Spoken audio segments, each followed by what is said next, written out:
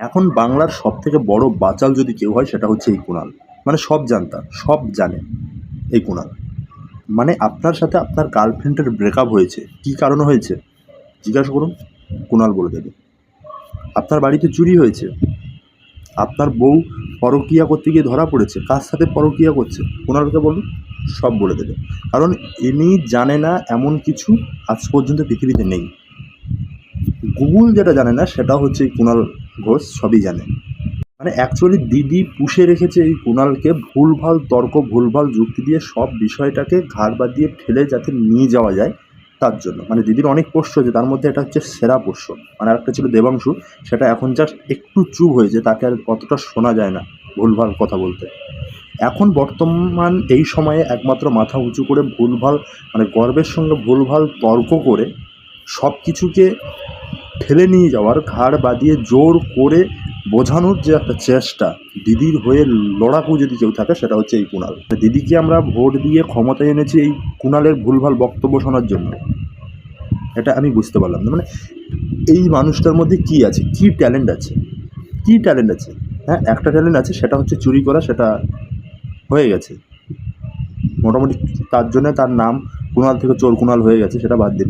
মানে এই মানুষটা জানে না এমন জিনিস নেই, আর সব বিষয় নিয়ে জানে। মানে যেটার কোয়া জানে না সেটা নিয়ে একদম শেষ পর্যন্ত কথা বলে দেওয়ার ক্ষমতা রাখে, সব বিষয় নিয়ে মুখ খোলে।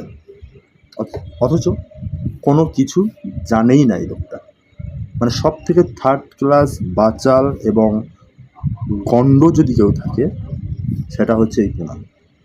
আজকে এত কিছু ঘটে যাচ্ছে, এত কিছু হচ্ছে বাংলায়, এত আন্দোলন, এত সমস্ত সাধারণ মানুষজন এত কিছু করছে, তবু এই শালা কুণাল এখনও পর্যন্ত সেই তার সেই মানে মানে বিবেক, অ্যাকচুয়ালি বলে না বিবেক, বিবেক বলতে এই মানুষটার কিছু নেই। এই মানুষটার একটাই মানে অ্যাকচুয়ালি প্রভু ভক্ত, যাকে অ্যাকচুয়ালি বলা হয় প্রভু ভক্ত। কারণ সে প্রভুর জন্য সব কিছুই করছে, ঘেউ ঘেউ মোটামুটি করতেই হবে। সে প্রভু দোষ করুক বা বাইরের লোক দোষ করুক, ঘেউ ঘেউ আমাকে করতেই হবে। ঘেউ ঘেউ না করলে প্রভু আমাকে তো তাড়িয়ে দেবে দল থেকে। এটাই হচ্ছে এই চোর কুণাল। আর সবথেকে খারাপ লাগে অরিজিৎ সিংয়ের মতো মানুষকে নিয়ে যে কথা বলে, গান নিয়ে যে কথা বলে, অথচ গানের গ পর্যন্ত যে জানে না সে গান নিয়ে কথা বলে।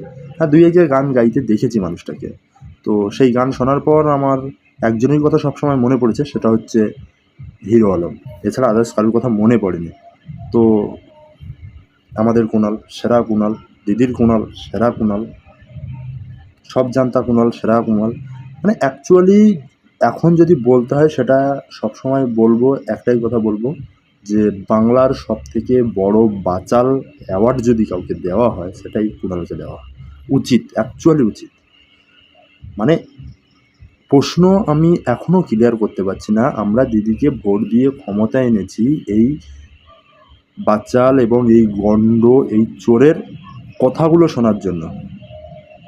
মানে সবই জানে।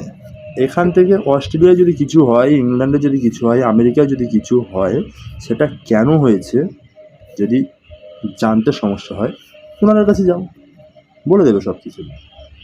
আরে আমরা ভাবছি যে সাংবাদিকরা, যে রিপোর্টাররা যেভাবে মানে রিপোর্ট করে বা সব জায়গায় গিয়ে যে ছবি কালেক্ট করে, তথ্য সংগ্রহ করে, দরকার নেই।